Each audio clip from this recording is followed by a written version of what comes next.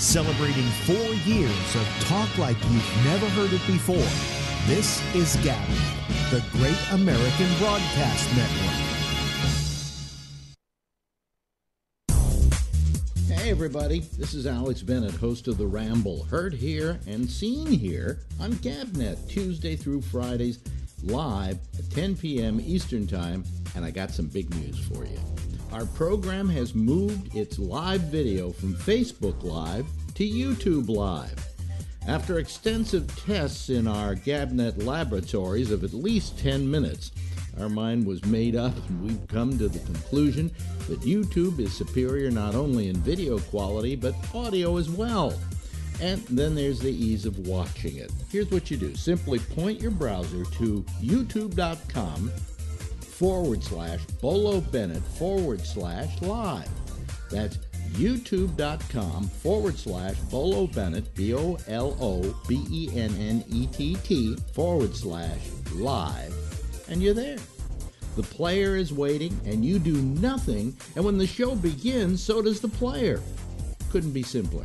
In fact, tag that page as a permanent tab on your browser, and you're ready to go.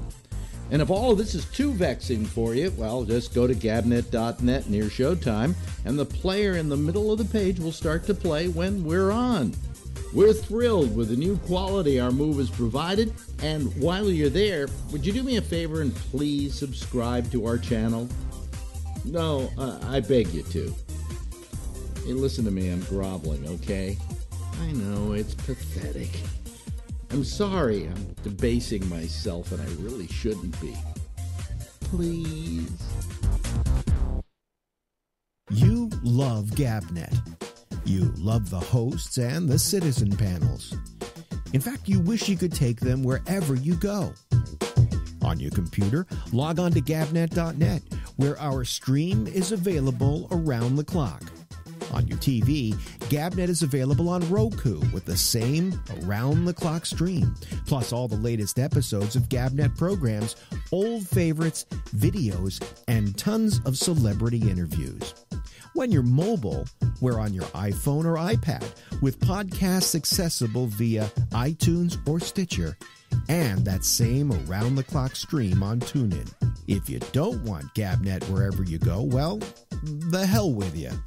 Go ahead, listen to your old-fashioned talk shows that do things in the same old predictable way. Meanwhile, the rest of us will be having fun listening to talk like you've never heard it before on GABNET.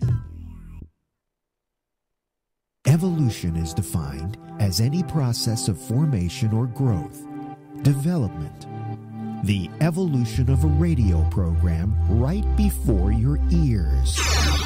Welcome into The Exchange. It's Rob Alfano, and it's a Wednesday night, a special night, and we'll talk about that in just a few moments. You're going to give us a call on Skype in a little while. I'm Jim Browning. You're listening to The Exchange. Well, our long national nightmare just may be over. It seems that we are ready to say goodbye to reality television. Good evening and hello, everybody. Welcome to The Exchange, your safe haven for the free and open exchange of ideas and opinions here on the Great American Broadcast Network every Monday through Friday from 9:30 to 10 Eastern, 6:30 to 7 Western. I'm your host and broker, Damian Chaplin. If you'd like to join the conversation tonight, go ahead and give us a call on Skype. I'm opening the lines right now. The Exchange, one program, ever evolving. Be a part of evolution. Tuesday through Friday at 9:30 p.m., Damian Chaplin moves you in new directions. Call GABNET Live on Skype at 347-352-0079. The Exchange, the evolution. Tuesday through Friday at 9:30 Eastern, only on GABNET. Celebrating 4 years of talk like you've never heard it before. This is GABNET, the Great American Broadcast Network.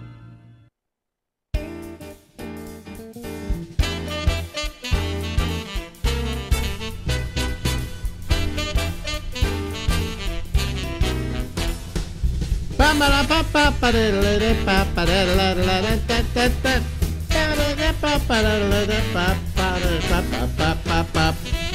everybody, how are ya? It's Alex, it's me, it's your old pal Al, and we'll be here until midnight. We won't be here till midnight though with this broad. Wait, what happened?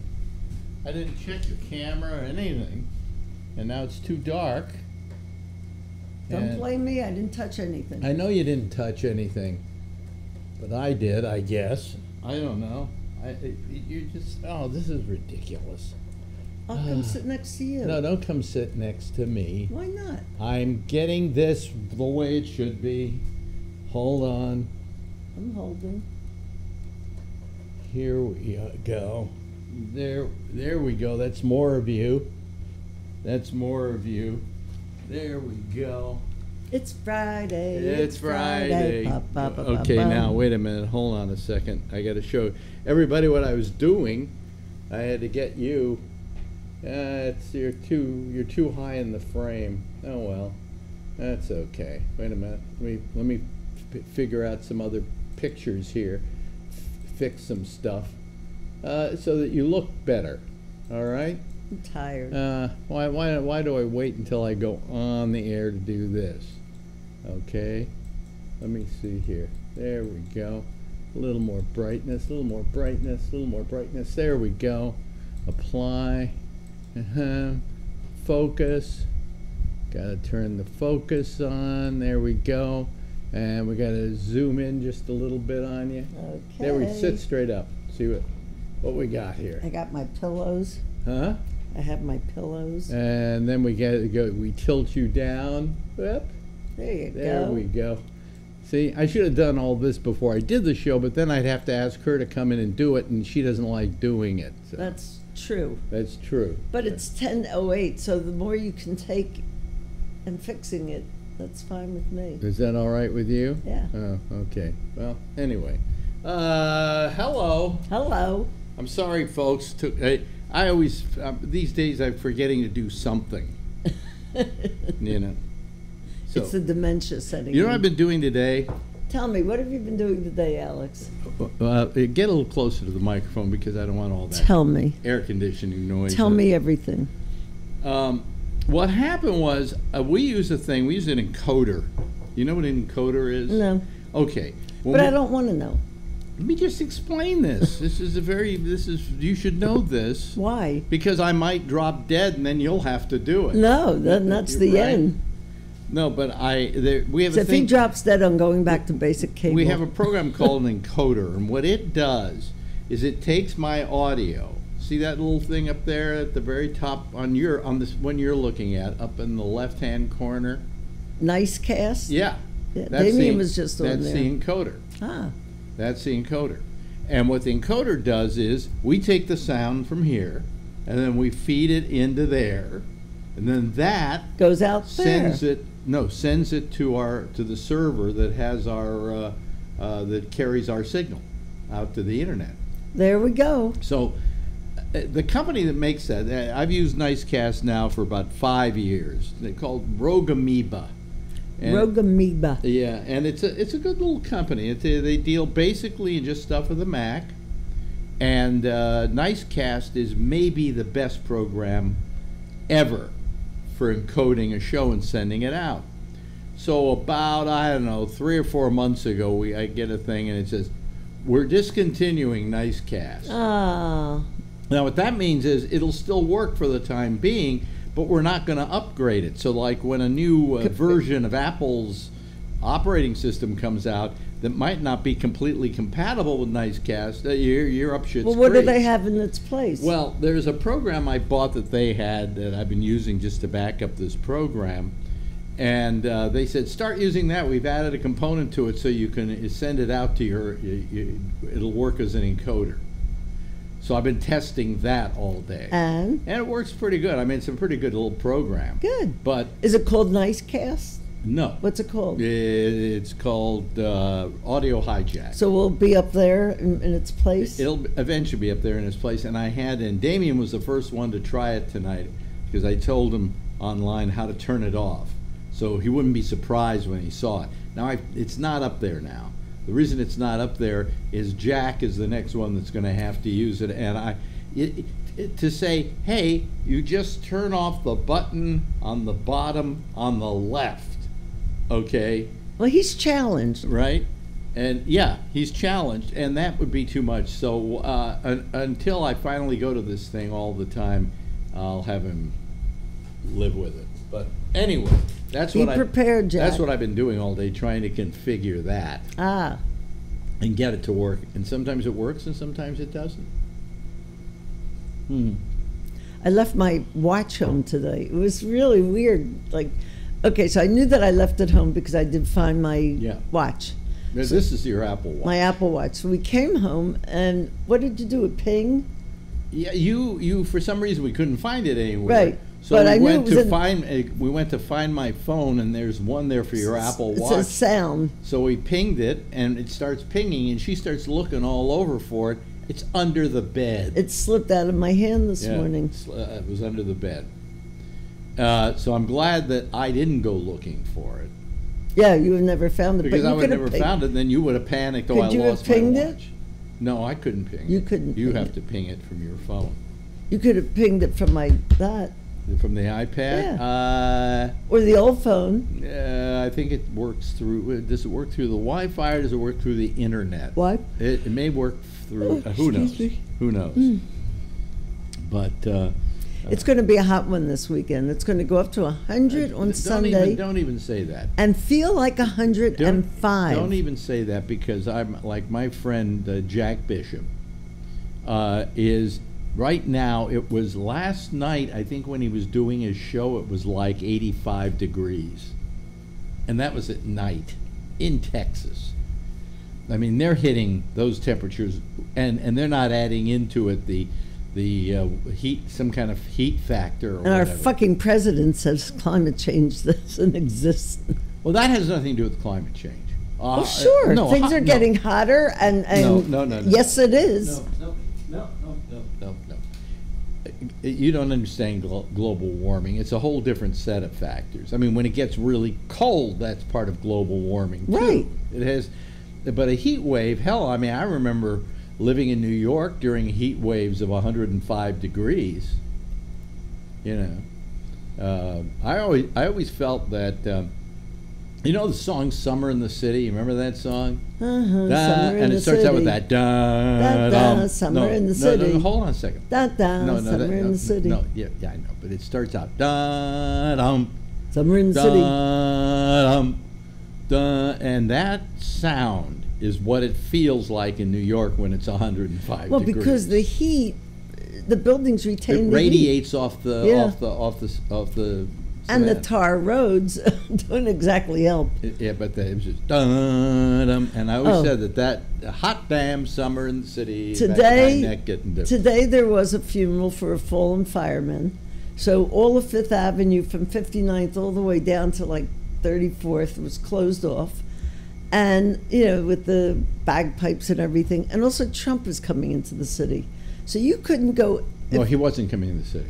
He's coming in tonight. Is he coming in tonight? Yes. Oh, because barricades up and everything. Because he's out in New Jersey. Well, yeah, he's going to play golf out there. Yeah, but he went for the holiday out to New Jersey. Oh God. So he's coming into Manhattan. Well, they're getting ready for it. Barricades are up. For a guy who didn't want to leave Manhattan, he really hasn't been back here much. No. But it's been costing us as much as if he were here. Yeah, because of threats to Trump building. Mm-hmm. I wish I would explode it. So anyway, I bought my new phone right near Trump Tower. Well, kind of close.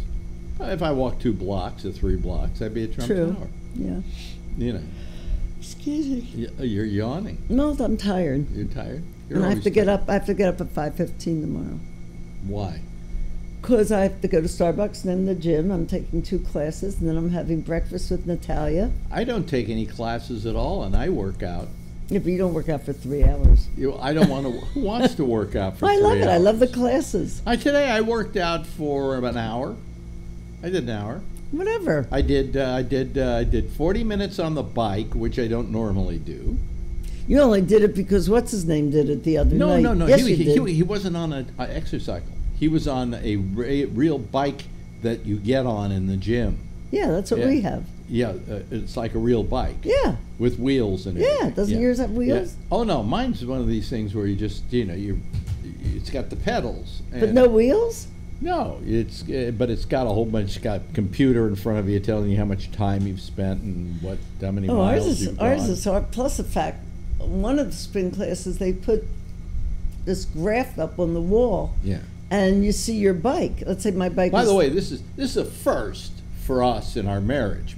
Us talking about our gym experiences. When did I ever in our marriage go to the gym? I don't recall. Oh, I think I got you 3 memberships at 3 different places, and I even bought you clothes. And one time I bought you lessons. You got me a membership where? The one downstairs from Sirius. Yeah, well, that one I paid for myself. I got you the clothes, No, but I got that, and you went once. They love people like him. I want to show you, folks. They hate people like me. I want to show you how lazy I am. Okay, I went to that gym. That gym it was not cheap. It was I went there for my physical therapy when I broke my arm. $500 a year or something. I mean, it's big. Expensive. That's not expensive. Not in comparison to the money you spend. That's nothing, Alex. $500 a year. I'm paying $15 a month. Yeah, but that's your bare bones. What do you mean? What do you mean it's a bare bones gym? It's got all the implements of torture there and everything. and if you want a trainer, you can hire a trainer. Yeah, no, it's got everything. Really? Well, I'm glad you're enjoying it. I'll take you over there. I'm allowed to bring a guest. I'm allowed to bring a guest to mine many times. Anyway, so I what was I going to say? Take a spin class with me. So no, the reason why I didn't use this gym, it was the New York Sports, whatever. And racket, or something like that. Is they gave me a locker that was down, and it was on the floor. Yeah, well, and I didn't like having to lean down to get my stuff. Because you couldn't get back up. If it were up at eye level, I think I would have gone more often. That's how lazy I was at the time.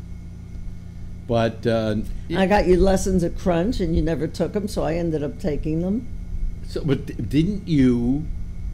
Aren't you proud of me? See, this is what I get. All along, she was saying to me, "Hey, you never work out. You never work out." And now that I'm working out, is there any good, Alex? I'm so happy you're doing that. Every day I say I'm glad you're doing it, but you don't stop talking about it. What do you mean I didn't stop talking about it? Listen to him. I rest my case. I just tell you how I did that day at the gym, and I don't go every day now. I'm going every other day. Between that and his illnesses and his tumors. I don't have any tumors. Oh, you will. Oh, thank you. Thank you. There's one growing there somewhere. The only thing bothering me are these numb feet. Sometimes they hurt and sometimes they don't. Alex, I live with that every day. By the way, that guy called me up and said take that vitamin. Made him worse. You told me that. It made him worse. It made him hurt worse. Throw him out. Throw the stuff out. Yeah, well, also gabapentin, which my doctor gave me, it started hurting, and I called him and said, it's hurting me when I use it. It hurts more. Wait till you see the neurologist. And he said to me, well, then stop taking it. Exactly. Yeah. You don't have to call a doctor for that. And then, but I'm afraid the neurologist will just say, hey, if you can't use gabapentin, this stuff won't work or that stuff won't work. And we'll operate. And I'll be in pain for the rest of my life. We'll operate and numb and cut the nerves so you'll have no feeling in your feet. No, and you I just want my feet to feel good so if we go to Europe, I can walk around. When we went to Europe, I couldn't walk around, remember? You couldn't. Yeah. You were on crutches. Yeah, I bought crutches in Siena. In Siena. We probably should have bought them in Lourdes. But anyway, so yeah. But I mean, I'm just worried that you remember in China, we went up to see these rice paddies, and we walked both of us. How many steps do you figure? It was a lot. It was like a mountain. It was at least 1,000 steps, if not more. You could have paid to have 2 people take you up. Yeah, they actually had people that would put you in this little seat carriage with poles, and each one, and you lie down in it. You sit, and then they take you up the stairs for $25. Whatever. I mean, and you walked. You were a champ, yeah. And we ate lunch at the top. Remember? Yeah. I got all the way to the top of it, and then we had to come down. Well, coming down wasn't that difficult. you know. But when I look back and saw how far we went, I went, wow, I'm pretty proud of myself. Oh, good. I like where we went to the place where you want to die. Well, no, let me. This is where Alex wants to die. Let me explain this to people. I wish I could show the video right now of it. Well, go to the website and there's the video. Well, yeah, on Roku we have the Chinese trip, and you can find it elsewhere. It's also on YouTube. And it's also on your website, isn't it? No, Oh? no, it's on YouTube. No. But it was I had seen these beautiful, just these beautiful mountains. It's kind of like, how do we describe them? They're not exactly mountains. They are mountains. They call them casks, is what they call them. It's what they're referred to as, and they're kind of like pointy. And well, they're I think they're lime, Yeah. and the weather over centuries have just made these incredible formations. They're just yeah, and so beautiful. everywhere you go for miles down the Lee River, on either side of you is Just one after and another. I saw photographs of this place, and I Alex said, says, "That's where I want to die." I said, if I ever know I'm going to die, I'm going to take a trip to China. I'm going to go to this place, and I'm going to die there. So here we are. Well, you can see it on the video if you go onto YouTube and look up Alex Bennett China trip. Yeah, what was it called? Something pandas. Oh well. Cheap ass pandas. Cheap ass pandas and other souvenirs. I think it was called. But anyway, it's my. You just type in Alex Bennett. All these Alex Bennett's China trip. Yeah. And it was so the part of it that we're talking about is we wind up in Guilin. This is before we get down to the Lee River where the casks are. Yeah, there's about an and where all hour this beauty ride. is. But this is the city you have to stay in. Right. And then you go get a boat, and then you travel down the Lee River, and you see all these wonderful things. But the first thing we see is just this horrible. It's like the end of the river, and it's all dried up and infested with garbage, garbage. And people are walking in their bare feet, trying to pick up oysters or whatever. For dinner. It was. I was like, this is where Alex wants to die. I have a video of a guy passed out, you know, and she's going. So this is where you want to go to die. Huh? But then when we saw the Lee River, it was beautiful. It was absolutely beautiful. It's so awe-inspiring that after you do it, you can't believe you were there. You know. I'm going to go see the what are they called? The little statues. Oh, the army. Yeah. What's it called? Now I forget the name. Yeah. Well. But what it was is they built this army of statues, thousands of them. I'm trying to remember the name of it now. Maybe somebody out there knows what I'm talking about. That's where Shecky went to see it. Shecky went and saw those. He took a boat trip because he loves boats. Took a boat trip up the Yangtze. Well, that's where this is, isn't it? And he said one morning he woke up and he looked out his window and there was this beautiful Yangtze River right in. It was this old town, this old, you know, with rotting wood homes and things like that, and this pier, and he looks out there and there's this old woman with her ass over the pier taking a dump into the Yangtze. He said, I began to wonder if I had taken the right vacation when I did that. So that's good. That's good. Yeah, but no, you know, I mean, but I think I would still be happy to die there rather than in this. You know, do I really want to die in Manhattan? Pick a place. You know, like every time I pass Mount Sinai, because you know, whenever you go take the bus home from downtown, the bus goes by Mount Sinai, and I go, nah, that's where I'm going to die. Probably. You know. The chances are good that that's where I'm going to die. And I would rather I die out there in Guilin, even with that guy who was passed out. Maybe he was dead. At least he got to die in Guilin. Yeah. You know. People don't understand how beautiful this country China is. Well, and we only saw a little section of it. We saw a bit of it, more than most people see. But I mean, it's so big and so it changes. It's what, twice the size of the United States. I mean, it's huge. The history is amazing, and the Great Wall of China. You can see from the space station. Yeah, but I mean, it's just wonderful. It's amazing. Don't try walking up the stairs. You did, and you even got out of breath. Yeah, right? It's hard.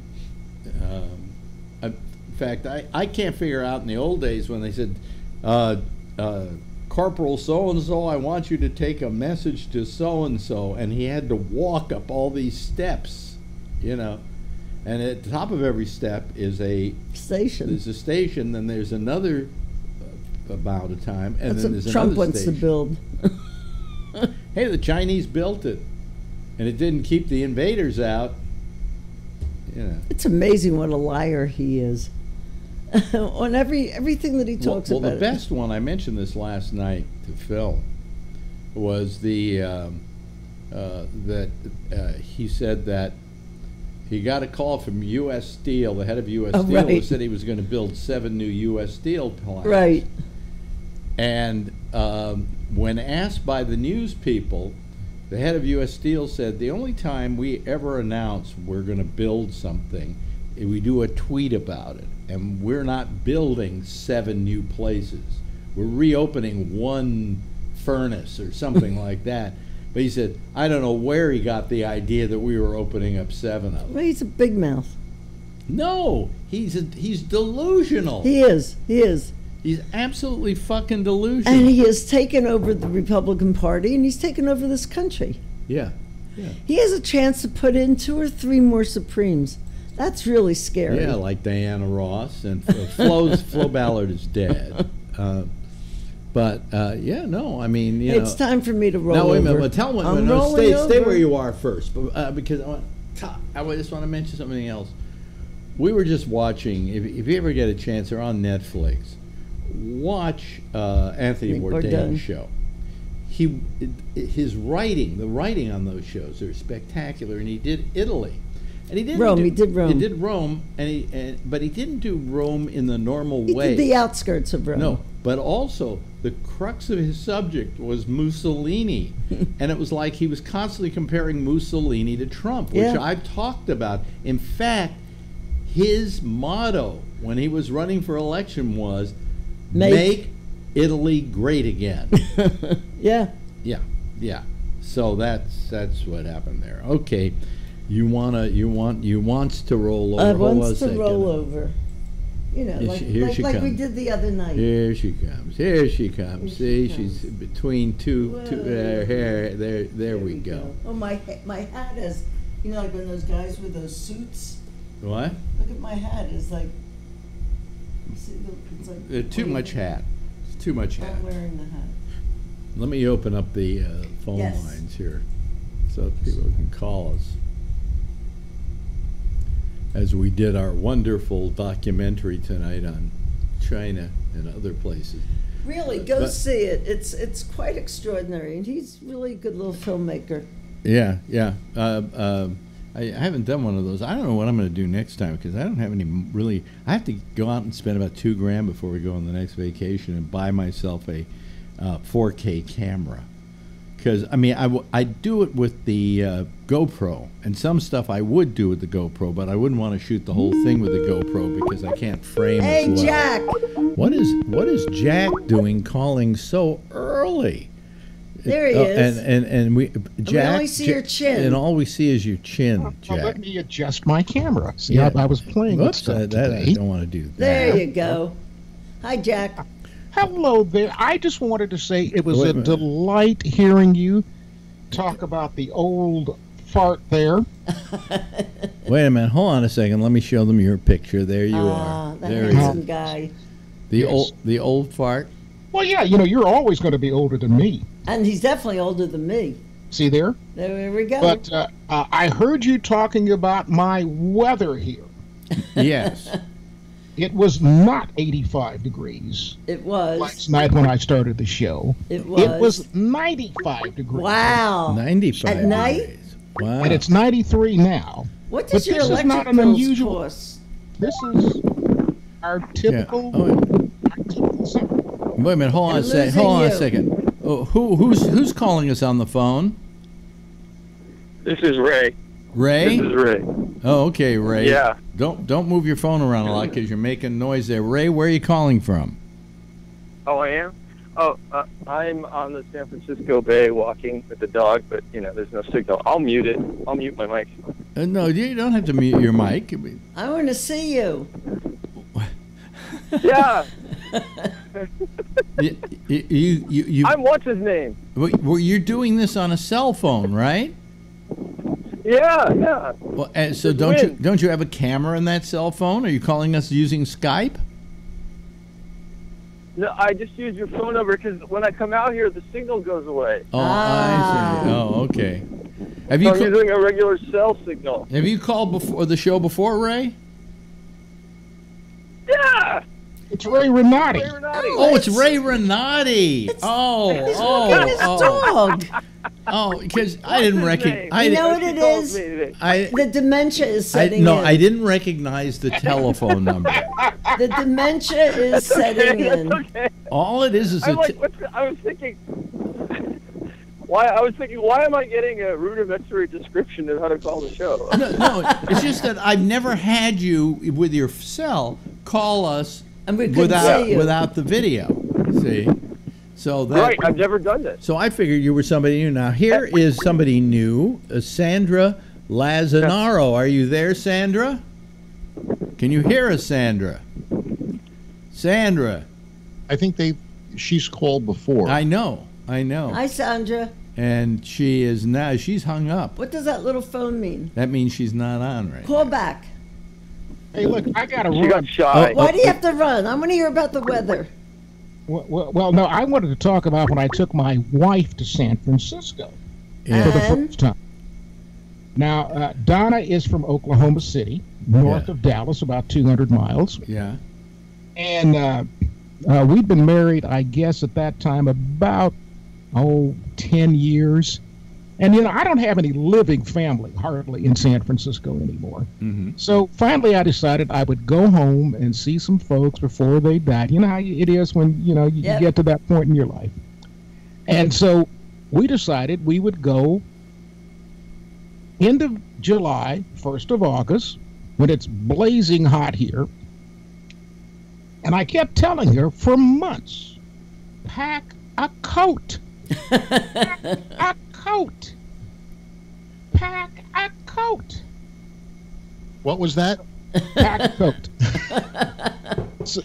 So wait a minute, hold on a second. He said pack a coat.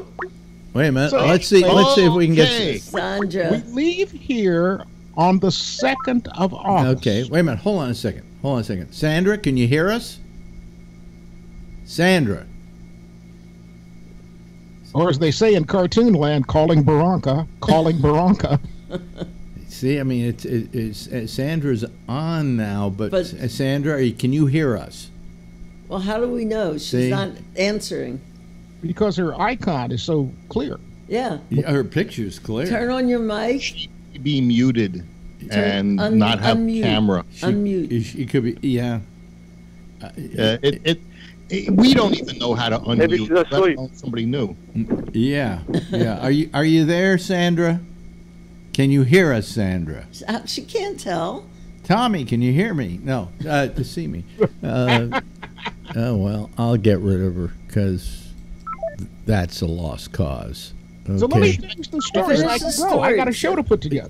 So she packs. Oh, come on! You prepare for that show? Are you kidding me? Yes, I can't fly solo, like you do. I'm not that smart. I want to hear the story. So you tell her to pack a coat. We leave here on a day where it's going to be 102 for the high. We get off the plane 5.5 hours later at San Francisco International, because back then I'd spend money instead of going into Oakland. And the high for the day has already happened at 64. For the first time in years, I am wide awake in the middle of the day. Now, this is before 9/11, and we're out in front of the concourse because Donna back then was a smoker, and she'd been on a plane and she was about ready to have a nervous breakdown and kill me with her bare hands. And she said, "Oh, it's cold out here." And I said, "Well, you know, Did you pack a coat? we've got the luggage out here. Just get your coat out." And she said, "I didn't pack a coat." And I said, "Why the hell didn't you pack a coat?" She says, "Well, I saw all those movies with Annette and Tommy Sands, and it was always beaches and sunny." And I said, "That's 500 miles away, you yuts." She wouldn't listen to you. She would not listen. And that evening, I wanted to take her out to Fisherman's Wharf. Mm-hmm. If you had to buy her a coat dinner. first. And I had to find a store that we could go to between the airport and Fisherman's Wharf, and it had to be, you know, I was not smart enough not to take her to an expensive store. And we had to buy her a coat. And so she says to me, "This is colder than Dallas ever gets." And I said, "No. Yeah. This is the way it is in my hometown every night." Yeah. Now listen, yeah, I have a surprise for you tonight. For me? Yeah, when you go to turn the show back, the station back on, No. He's changed things. there's a new He's not gonna- there's a new encoder I'm testing. Why in the world, God, does he have to change Now hold things? on a second. All you have to do on this thing You better write this is down. go to the very bottom of the application. What's right? an application? The app. The app. Okay? The app. Yes. And there's a button down there. There's the a- very You bottom. better write this down. On the left-hand side. All On the way to the left-hand left, side. on Is the bottom. Is that the side towards me or towards you? Your left. To the left, using your hands, Uh-huh. left. Left. Oh, in other words, the hand I didn't use when I was a kid. Right. On the bottom. On the very bottom. And there's On a the little very bottom. round circle that looks like a button. And it says on your push left me. hand. And all you have to do to get things going is click it It's on the left-hand side at the bottom. at the bottom. I think I can remember that. You better write it And- down. And if you can, I'll be sitting here waiting for you to bumble around with it and help you if worse comes to worse. Oh, bless you, kind sir. And then you turn on the playlist just like you always do. It's just you click one button, same as usual. Phil, why does he have to change things? It's always taken me 2 No, years I'll tell you to why. get it. Because they're discontinuing the program we were using, and I'm testing this new one. And I just thought I would have you try it. When you come back on Thursday, we'll probably still have the old encoder there, but I'm testing the new one. Now, you know what it is, Phil. Yeah. He's thinking, if the colored guy can do it, anybody can. No, it isn't the colored guy. It's the colored guy who doesn't know technology. The challenge. You Well, know. look, I made it to using Word Perfect. I figured once I learned how to do that and answer my email, what the hell else did I That's need right. to know? I thought you But by used, then I was still really used Copy tired. paste Well, was still- the big thing. Well, give it a try, and if you're having any trouble, I will click it from here. And with okay? that, I'm saying good night. He's Mwah. still using Good night, WordStar and everyone. Netscape. Goodbye there, dear. Bye-bye. She's a very lovely lady. Dress. What are you doing with her? What am I doing with her? No, the question is, what's she doing with me? That's right. Yeah, that's right. the more important question. Good night, honey.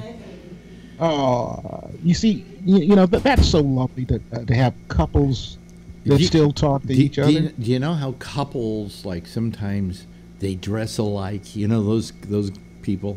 They kind of dress the same. Yeah, I know a few people that do. Same sweaters, things like that. The only thing we are that way is with our technology. We both have. She got a new phone and a new iPad, so I had to get a new phone and a new iPad. Our iPads and our iPhones match each other. Well, I Don thought it is was the because you couldn't stand the fact that I had an iPhone X. No, that wasn't it at all. Huh? It was just I could change over to a new phone. and I can get any one of them that I want to, right? What do you Donna is one of two of us who's, the technical person. But I find that I have far less trouble with Mac than I have with PCs. Yeah. But she won't let me have a Mac. Yeah. Yeah. Well, can I make a suggestion? Is that you give the old phone to Larry Brown and get him set up on? Well, that's what I thought about doing. However, and it would be a really good one. It's a iPhone 6 Plus, but I mentioned before that I would give him an iPhone. I had another iPhone I was going to give him if he would just go down. If he just go down to AT&T, check in with them, and see how much it would cost to, if he doesn't need an unlimited plan for 1 day a week. No, but what I'm saying, that isn't the point. He's got to get it. He's got to get a service turned on, And I have another suggestion. He should do the show from Starbucks. They won't throw him out. He can use the bathroom, and he can use their Wi-Fi free. But and I'm thinking of giving my other iPad maybe to Shecky. I don't know what to do with the iPad. The iPad I have is a more expensive iPad, but it's old. It's an Air. The one they gave me as part of their offer, which was like $100 if I wanted to take the 64K, but I wanted the 256, so it was $200. Is the $600 iPad they have out now, which is better, much better than the one I had. So I'm very happy with it. A couple of years ago, I re-upped my AT&T at the business, and they gave me not an iPad. It was some other brand of thing, and it was $19. A small one? A small one? Oh, yeah, I have that. I have that. Marjorie got it from AT&T but it's not Apple. For free. No, it's a Samsung. I think the one I have. I'm not sure, but even that would work for. But I wanted it because I test we actually do have, folks, a Google app for the Great American Broadcast Network. That's what you go to in the Google store. And there are all our shows, the latest episodes, and you also click another thing and you get the live feed. So, I see. I was talking to a guy that used to be my news director at one of the stations I managed. Yeah. I talked to him, I guess it was yesterday. And you're talking about people who are not technical? Yeah. Hold on, folks. You're going to see something, but I want to do something. Okay. Okay. So this guy is walking around with a 20-year-old flip phone. Yeah. And will not get rid of it. I didn't know that they still work because those are analog. They have. By the way, they are making the flip phones again.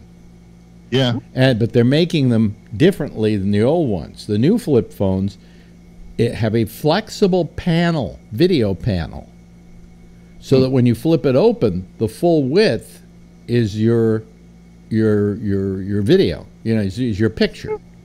Yeah. Your screen. Yeah, but it's a flexible screen. So and it's a flip phone. So if it's a flexible screen, what is it, like those old LCDs, I think? No, I don't know what the material is, but it's a new material. It's a new material that is bendable. So you can bend it in half and it doesn't matter, Well, you know who's bendable? I went to the Rolfer today. Oh, okay. Well, wait a minute. Let's finish talking with Jack because he's got to go. No, I want to hear about the Rolfer because anybody that can bring Phil Meyer pain, I want to send money to. Yeah. Let me tell you, not only did he bring me pain, but I gave him $110 to do it. And, while they're doing it, I'm begging. I'm having a religious experience. Oh, God. Oh, Jesus. Hey, give me a break. How about a glass of water? Stop. It hurts. Right? Hey, if you want that kind of pain, I know some guys up in the Bronx. I'm sure you do. Who'll do it for free. All you have to do is tell them what you think about Trump. Yeah, well, as soon as he was done, it feels great. But while they're doing it, I couldn't believe, how painful it is. And I said, does everybody, wince and have this kind of pain? He says, no. He says, I learned how to do this in Germany. So I spent 11 years. Everybody that I have ever known that has gone in for rolfing, including the 3 minutes that I tried it, yeah, was calling out a lot of names of a lot of people. Right. Asking for mercy. I did rolfing on more than one occasion, I believe. I knew a person who did rolfing, and I loved it. I just loved it. Well, I love it afterwards. I feel good. Before I started going to them, I felt like my whole body was full of inflammation, and that could have been due to the heart thing. Oh, that also could be due to the fact that you're fat. Yeah. Hey, by the way, Bennett, I heard you talking about your exercising. Good for you. Oh, Mr. Alex. Oh, don't say good for me. It's the stupidest fucking thing I've started doing. Oh, no. You know. And you know something? I'm not losing weight. I've gained a little bit. How much tension? And somebody says to me that it's muscle weight, is what I know. But how much tension do you put on the bike wheel when you're pedaling? I'm up to about 4. Oh, okay. Yeah, I start out I just start out with 1, and then throughout the thing I up it and keep upping it until in the last 10 minutes today I was up to a 4. Hey, Alex. Yes. Alex, I have a good reason for you to stop exercising. Why? I read this study where people. Oh, you cut out. You cut out on us. Oh, you can't hear me? No. You can't hear me? Okay, go ahead. Yeah, the people who run regularly, they live an average of 2 years longer than everybody else, but they spend about 2 years of their life running. Well, that's exactly the point. Yeah. Bobby Slayton used to have a joke to that effect, and he said, I read that that running will put 2 years on your life. He says, but you know what you do for those 2 years? You're fucking running. Hey, remember Ewell Gibbons, the guy that said eat the wild hickory nuts, and what did he die of? Right. Stomach cancer. So, something's going to get you. You remember the guy, they used to have a thing called prevention. Ever eat a pine tree? They had a thing called the Prevention Magazine. Oh, yeah. I used to get that. And the guy who was the head of it, the editor of it, was on the Cavett show. And the reason I remember this story is I had a friend who was also on that same Cavett show. His name was Marshall Efron. And he was on the show. A commentator. No. Well, Marshall Efron, didn't he do something? No, was it 60 Minutes? No. That's a different guy? No, he was a comedian. Oh, yeah. Yeah. Character actor. Yeah. And he was on the show first, and then they bring out this guy as the head of Prevention Magazine, who then proceeds to tell Cavett how if you live a good life and you eat nuts and berries and blah, blah, blah, blah, blah, you'll live forever. And then all of a sudden there's a pause, and he starts gurgling, keels over, and dies. On air? On air. Now, the show wasn't live. The show wasn't live. It was pre-recorded. But as my friend Marshall Efron said, they then decided, because the guy died on the air, they didn't want to show that, so they dumped the whole episode. And he said, I've never been asked back. So his big break to be on the Cavett show was just absolutely thrown asunder by a guy dropping dead right in front of him. Do you remember KFOG in San Francisco? Yeah. Sure. That was the classic. Still here. It's still here. Yeah, but not under its current. Wasn't it? Was it classic for a while? When I was there for about 3 months, it was easy listening. Yeah. And I worked weekends because I was still in college, and we had an overnight guy who committed suicide on the air. Really? And he started the tune "As I Leave You Softly." I think it's Matt Monroe, or "Softly as I Leave You" is the song. Yeah. So yeah. "Softly as I Leave You," and when he did that, he blew his brains out in the studio. Hey, Jack, I remember that. That's what K-Fog was. Oh, they play the foghorn. Yeah. Oh, this is K-Fog. I remember that story. I remember I doing that. He literally blew his brains out with a format, huh? Have you ever worked that? Have you ever worked that country station? Have you ever worked that kind of format? That's why he blew you his blow brains your out. brains out too. Yeah, it wasn't that bad. My father used to refer to that music as flapjack music. The reason he called it flapjack music, it was all that Andre Castellanets and crap like that. And my father used to work on a show playing violin in an orchestra in which they played that exact kind of music, and it was called the Albers Flapjack Hour. So my father used to refer to it as flapjack music. And well, your dad was a pretty hit music. And for just a short time, I worked at KGMS in Sacramento, which was good music. And you have no idea how often you had to say the same phrase over and over again, and it made you sick. In the air, everywhere, over Sacramento. Oh, they stole that from cable. Well, yeah, who probably stole it from somewhere else, In the air, I everywhere, over San Francisco, it's KBL. Ding, ding, ding.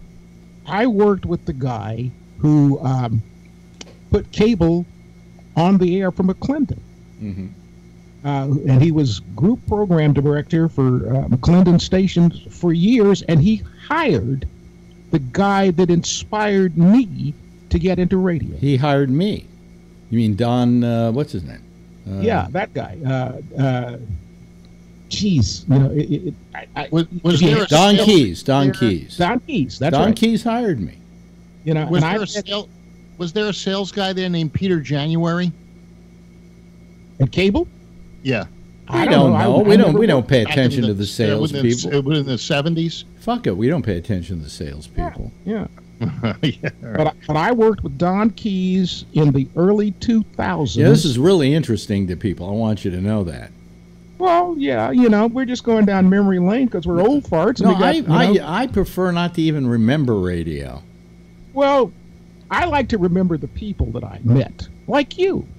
That's it. You didn't meet anybody. And people like you. I can't think of that many people I met in radio that I ever liked. They were all hacks. Well, it is a business of hacks. That's why I never. You are one of about 3 broadcasting people that I consider to be friends. Really? Yeah, because the rest of them are a bunch of assholes. Well, you haven't known me long enough, so hold off on that judgment. Okay. Yeah, but I judge you by the number of ex-wives you have. I see. Okay. One more than Trump. Is it one? Does he have one more than Trump? Yeah. Oh, yeah. Oh, well, let's see. No, wait a minute. Trump's only been married 3 times, right? Yeah, I've been married 4. Yeah, Alex, Alex has one more than Trump. The current Mrs. Bennett is not an ex yet. So does that make me better than Trump in your eyes? Well, you said exes, not wives, so he's tied with Trump. Yeah. I've only been married twice and never divorced. In my life, I've had women who have been... By the way, where is everybody tonight? Hey, the calls have been off all this week. Well, no, they've been pretty good for me. Well, they haven't liked me much, but that's because I don't have Phil Meyer coming. Yeah, but I can't stay up that late. You're just old. So where are all the other people? Start calling, will you, please? Anyway, you weren't arguing. I'm going to try to call it with Skype. Okay, he's going to call with Skype. He says. All right.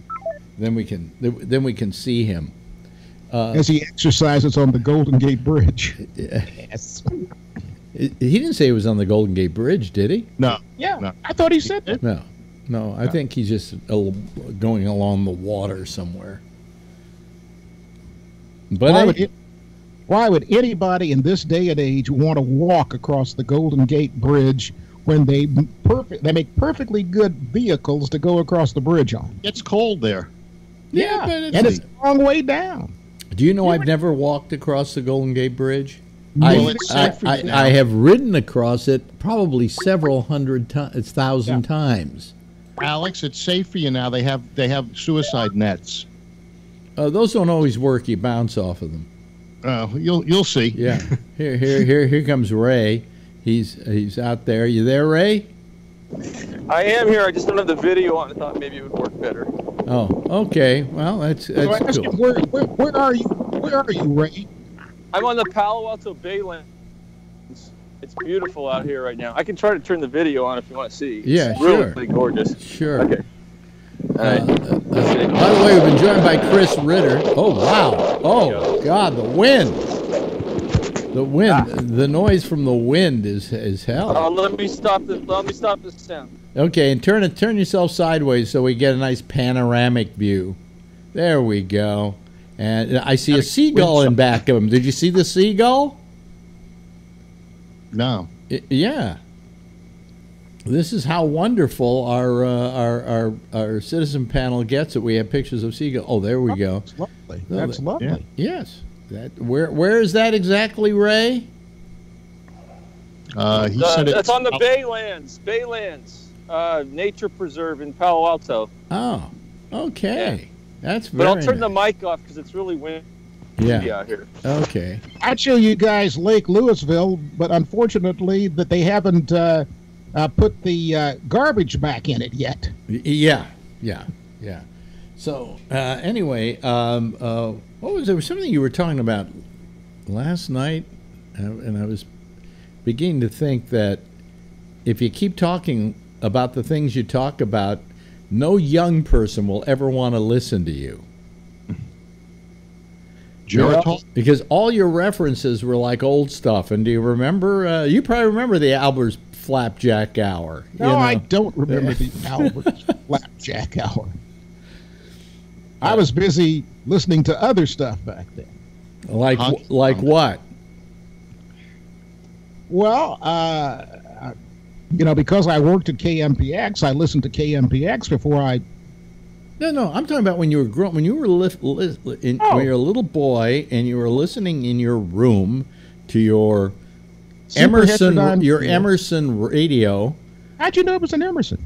They all were. I thought it was a crystal radio. You know, one of those ones you make yourself. No. We had them. They actually had real tubes in them and everything. Wasn't that technical? I got to tell you, when people don't know this, but Jack knows this. When I was growing up, you'd turn on your radio, and then you had to wait about 45 seconds, because it had to warm up. It had to warm up. The tubes had to warm up and everything, and then all of a sudden it came on. So this is like many years later, and I'm in my 40s, and my girlfriend, for a birthday present, buys me an old cathedral radio, working cathedral radio, tube radio. And I turn the thing on, and I go, oh, fuck, it doesn't work. And then all of a sudden it comes on, and I forgot. I had completely forgotten because, all of a sudden, every radio, you turn it on, there it is. Mm-hmm. In fact, people forget radio, just anything. In the 60s, I had a portable radio that was like a Zenith. It was, maybe that big. Yeah. Was it had tubes in it. Yeah, what? Transoceanic, probably. No, yeah, but it had some tubes in it. Yeah. I've got a Transoceanic that I got to figure out who I'm going to leave it to, because they all go, what are you doing that old radio, Grandpa? No, the Transoceanic I had was a Grundig. Oh, Grundig is a big brand. Yeah. Very expensive brand of radio.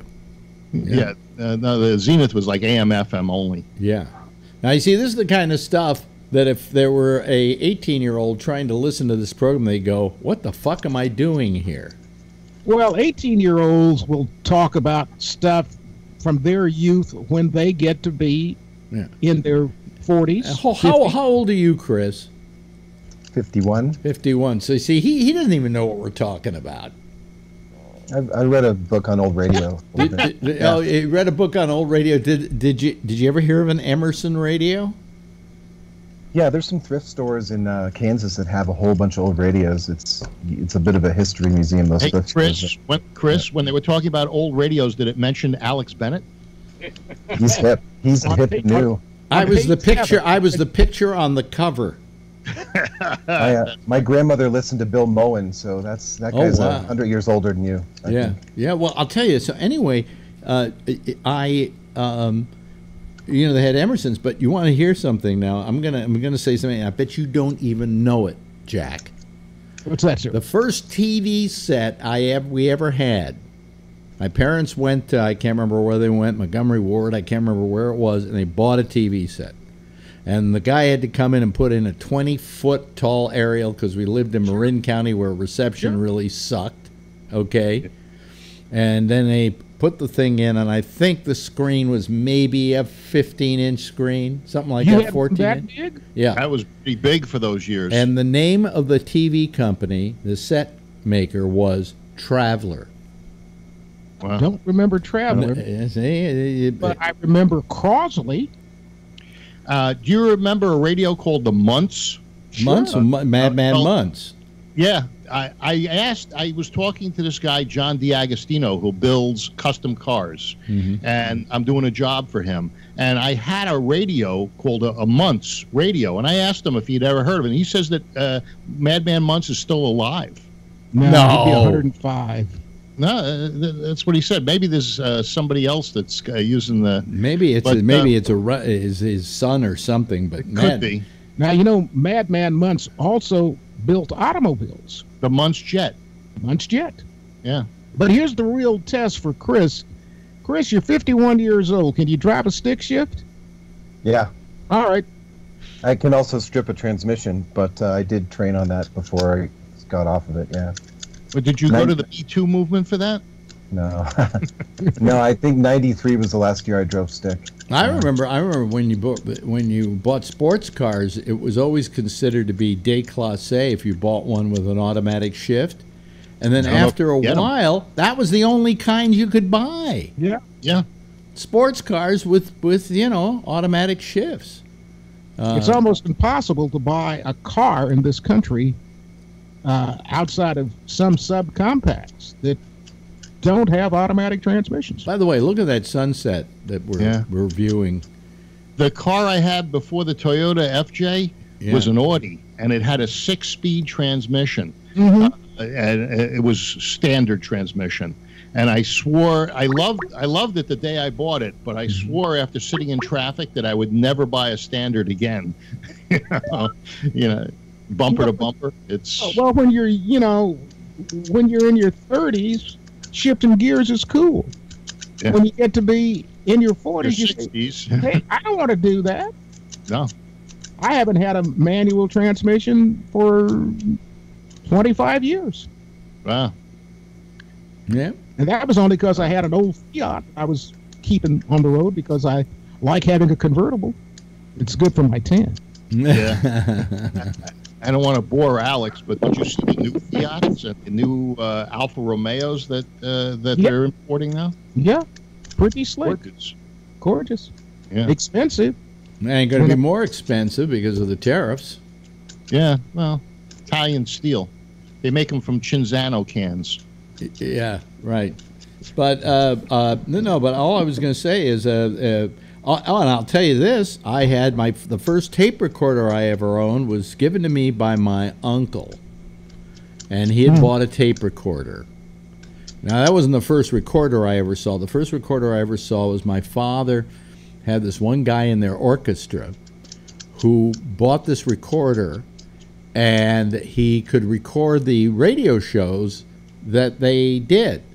Okay, in those days, in order to plug into in order to record on a recorder from a radio, you would simply take alligator clips and put them on each of the speaker leads, and then run that into the audio, and that would be your audio input. Anyway, he would record the show, the orchestra, and he said, I recorded the orchestra, and he brought the machine over and played it. And it was a wire recorder. Ever see a paper recorder? Yes, that's the next story I have to tell you. So my uncle, had a tape recorder. He bought one of the first consumer tape recorders made. And in fact, it was only one track, and it was in the center of the tape. It wasn't 2 tracks, all right? And he gave it to me, and I had a reel of tape, and it was paper. Wow. Paper tape. And but I went out and I bought some, and it was a brush sound mirror. is what it was called. And that was probably one of the first home consumer tape recorders. And I then went out and got plastic tape and ran it through there. You could do that too. But the audio was not compatible with anything else that came after it, because they then had they did 2 tracks, so you could turn the tape over and record on the other side and have more room. I'm looking at eBay, and there's a vintage magnetic paper recording tape, circa 1946. Yeah, it's about just a reel, $70. A reel of the tape. Yeah. Yeah. And the thing was that the problem with the paper tape is it had surface noise. It had a lot of hiss. But the brand is Ampex. Yes, it may have been Ampex. It could well have been Ampex. You know. Well, you know who was responsible for introducing America to tape recorders? Bing Crosby. That's right. Yeah, well, actually, what happened, here's the story, if you want the full story. And now the rest of the story. There was this guy who was in World War II, and they did a reconnaissance into Germany because it seemed as though Hitler was giving speeches, and they sounded live, but they knew he wasn't in the place the speeches were being given at the time, and they couldn't figure out how he was doing it. So they attacked a radio station inside Germany, and they found these machines. And the Germans had invented tape recording. And so they brought back about 5 of these things back to the government to look at them, and this guy kept one of them and took it back to Redwood City and then reverse engineered it to find out how it worked and how he could make one. And he took that basic template and built his own tape recorder. And now what's he going to do with it? So he goes down to Hollywood and he gets a hold of Crosby and he says, look, how do you do your shows? Because Crosby never liked to do his shows live. He liked to do his shows recorded. And he said, well, like we always do them, we record them on lacquer discs, and we do it on several discs, you know, and then we take them and kind of edit the shows by mixing and matching the discs into a final master by playing some back and then another one and then another one, if you can get what I'm saying. And this guy said, how long does that take you? He says it takes him about 3 days to edit a show. He said, what if you put a line into the hotel across the street from the radio station? I will record your show. You tell me after the show what edits you want, and I will have them ready for you in an hour. And Crosby says, you can't do that. He said, give me a try. So Crosby said, fine. So they did it. He comes over to the hotel room about an hour later. The guy turns on the tape recorder, and there is the finished product. Because he was using tape. It was very easy. Just edit with scissors, right? Right. The first words out of Crosby's mouth were, how do I invest? And he invested in Ampex. He was the majority stockholder of Ampex. Bing was not too shabby when it came to figuring out how to make a buck. Yeah, he also, Minute Maid Orange Juice was his company, too. They're still around, actually. Yep. Yeah. And what was the baseball team that...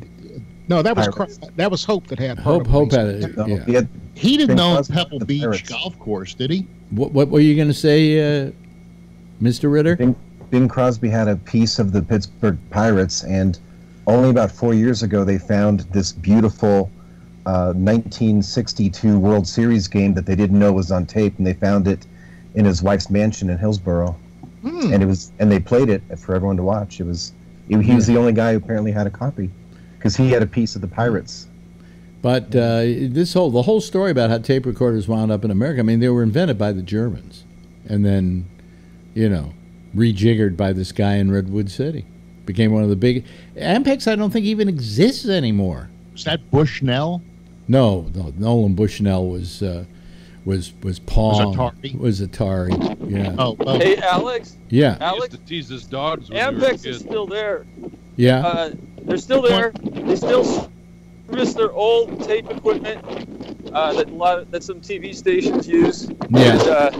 And they sell like some software applications, and that's it. They just have a few employees and a credit union, which I belong to because my dad worked there for 20 years. Yeah, but it's not the company it once was, which was... No. I mean, yeah, they were the Microsoft of their time. I Now mean, they're just like 10 people. you could go virtually into any radio station in the United States, and they all had several Ampexes sitting around, you know. Yeah, and a lot of them are still running those machines. Oh, they were great.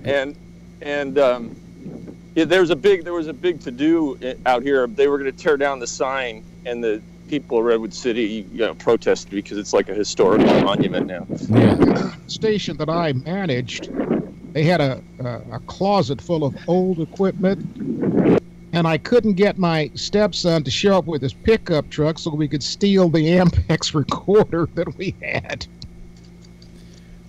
Really? Yeah, he wouldn't come down to Dallas and help the old man take it out the back door. By the way, Chris, you live in Las Vegas, right? Most of the time. And I watch this show that, I don't know, this is one of my guilty pleasures, if you don't mind me mentioning it, because we all have things that really we shouldn't admit to, but we do. But it's one of my favorite shows on television, and that's Pawn Stars. Oh, yeah. And they're in Las Vegas. And they just did a show last night because the old man died. Yep. And they did a tribute to him.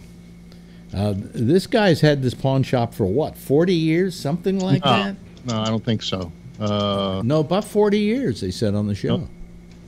Because the son started it and hired the dad. No, the son didn't start it. They did the whole story last night. The father started it. The father started it, yeah. And Alex, I hate to tell you this, the old man... 77. Yeah, 77. 77? I know it said the years 1941 to just the other maybe day. The grandfather started, but the old man was 77. Yeah, the old man was 77. Grandfather was in the Navy. No, he was in the Navy too. Oh, the old man. The guy they call the old man. Yeah. Yeah. They started. Guy. Well, if I had listened to my old man, I'd have been in the Navy because he was in the Navy. They started calling him the old man when he was 38, which I beat him out. They started with me when I was 32. Anyway, I was just wondering if you know the pawn shop there. Is it? I don't know those guys, but yeah, they're really famous, and a lot of magicians I know, they try to get on the show for publicity. Yeah. But there are so many pawn shops at every residential part of the town. Every section has a super pawn. I mean, Chris, I've never seen. It's called Gold and Silver, I think, is the name of it. Mm-hmm. And I think it's close to downtown. They have tour buses go by. They wave at them. They drop them off there. They go in. It's a whole kickback business. They're rock stars, yeah. It's very narrow and very small. Mm-hmm. You know? Yeah, there's a lot of side streets, one-way streets, and they do a booming business. But what they did is what was so smart about that show is they just did it. What it is, it's a low-rent antiques roadshow. Mm-hmm. You know? It's a pawn shop, and here people bring things in, but it's as fascinating as Antiques Roadshow, and in some ways I like it better because it's faster moving. Yeah, more contemporary stuff. And yeah, I mean, things like slot machines and shit like that, Yeah. Where over at Antiques Roadshow they're bringing in Grandma's brooch, But the British are so much more genteel than we colonials. Yeah.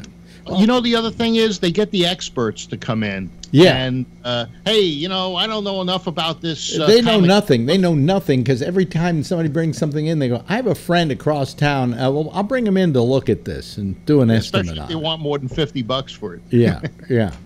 Hey, we haven't said good evening to my brother. Wait a minute. What happened? What happened to your Chris? What happened to your lights? He just got backlit. He needs to turn a light on. Quick, get the lighting crew in. Yeah, but anyway, so it's really, I've loved. I love that show. I've little guilty pleasures. Things you like watching that you don't want to admit to. Well, listen, I've got to go, but to tell you how I am quickly moving forward in technology. Yeah. I just got myself a streaming device, so I can stream Netflix. Oh, you mean like a Roku or? I got a Roku. You got a Roku. Well, you can watch GabNet on Roku. Well, that's the reason I got it. Yes, and there's GabNet, and just look up Great American Broadcast, and you can download the app. And then there's also GabNet TV. Can I watch it with the picture off? Can you watch it with the picture off? Yeah, I mean, there's some of these people I don't really want to see. No, but like the latest, like GabNet TV, I always post the latest show and things like that. I'm just fritzing with you. Yeah, but what I'm saying is, you can hear all the shows. You can see all your shows and hear all your shows, not see them. Yeah, I can hear all my shows, and I'm having my tech guy come in here in a couple of weeks and see about giving me also on video. On video. I would love you to do your show in video. I just would like to be around to see you do it. This will be the biggest clusterfuck in history. Because one time you said to me, I want to do this thing in video, and I was thinking, I could barely tell him how to turn on the encoder. Ah, fuck you and your opinion about me and my technical know-how. Yeah. Some of it's your explanations. I did have a way that we could have done your show on video every night, but I would have to do it. In other words, I would call you, and then I would broadcast on whatever. I have a technical minion or two that can talk me through this, because you're not really good about explaining things, and plus you're impatient with people. Well, I defy anybody to go through trying to get you to get into something technical and not literally lose their fucking mind. I will have the 16-year-olds come in here. I am waiting for that first video you do that goes live over YouTube. You show up with the rubber chicken if I don't get it done. Okay. All right. Meantime, I will go to the Red Hen and tell him he's a Republican. Yeah, you could do that too. No, I wouldn't do that. Anyway, get lost, Jack. And the same to you and the camel you rode in on you. Go prepare your show. Give us a teaser as to what your topic is. Well, we don't have topics. Right. I can fly by the seat of whatever I'm wearing. So what the hell do you have to prepare? Well, I like to have a stack of things to talk about in case it gets kind of slow. Yeah, I am going to talk about the Stuttering John phone call. You guys have not heard about that. Stuttering John Melendez. Yes. Mm-hmm. Former Howard Stern Stuttering John. Yeah, and I got some thoughts about that. In the upcoming meeting with Putin and our president. Yeah. Okay. So when you leave now, we're going to talk about all those things. So by the time you get on, they're going to be stale. They're going to be stale as hell. Yeah. Thank you, Alex. In that case, I'll talk about the fact that I'm wearing new underwear tonight. Really? Yeah. Well, I'm wearing my old man pants here. I got these things. Very charming. Yeah. Very charming. Very de rigueur. Yeah, well, they're comfy, and as you get older, you want your comfort. Right, Jeff? Now, how high up are you wearing them? That's the real test. They're down to my pubic line. Or what used to be my pubic line, because I'm not growing hair like I used to. Who does, all of a sudden, one day, I noticed I have no hair under my armpits. Well, I have no hair on my legs anymore. So I don't have any hair on my legs anymore either. But I was never that hirsute. But hey, look, I was like I should have been down in the boiler room of some ship stoking the furnace. I was so hairy in my youth. Yeah, I can imagine. Well, listen, go practice your show. I know that some of you guys have to practice. Testing, 1, 2, testing. Yeah, okay. There he goes. There goes Jack. And by the way, if you're watching us right now and you're seeing a little doggy walking, that's because Ray is taking his evening constitutional, and he takes us along with him. And we could see the sun going down, and it's beautiful, just beautiful.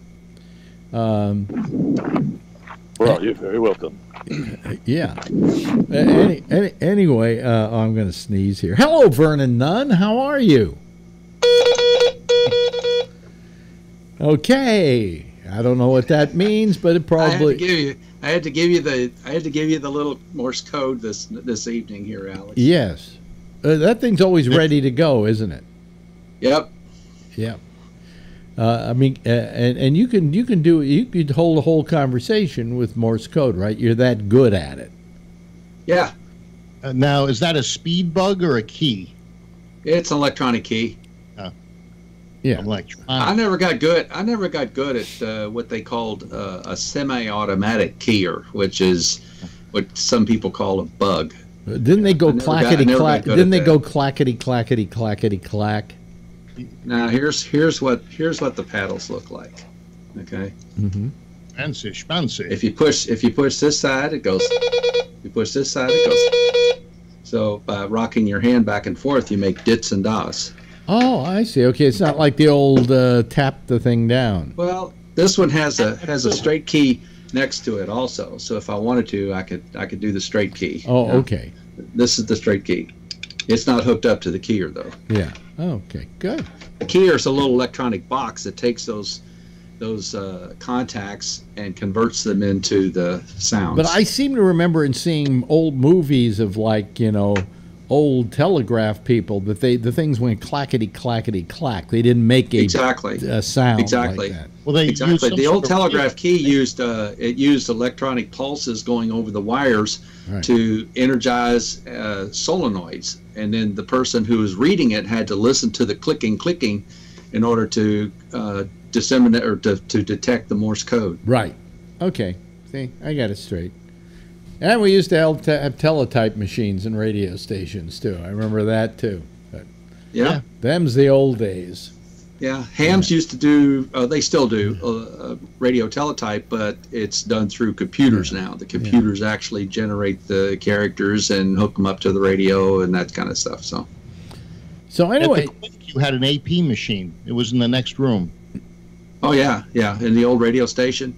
My first radio station, I think I told you this, Alex, my first experience at a local radio station when I was in college, I was known as the Nunavut computer because they did a show every night called Voice Your Choice, and this one disc jockey would play new records, and then he would say, okay, you guys call in now and tell us which one you like the best. And I was answering the phones as fast as I could answer the phones and marking down the votes, and then before the next record, after he said, okay, that's it, we're going to tally the votes, before the next record was finished, I was in the studio with the numbers. Wow. Yeah, I remember that kind of show. Every town had one. Yeah. They also had a swap shop.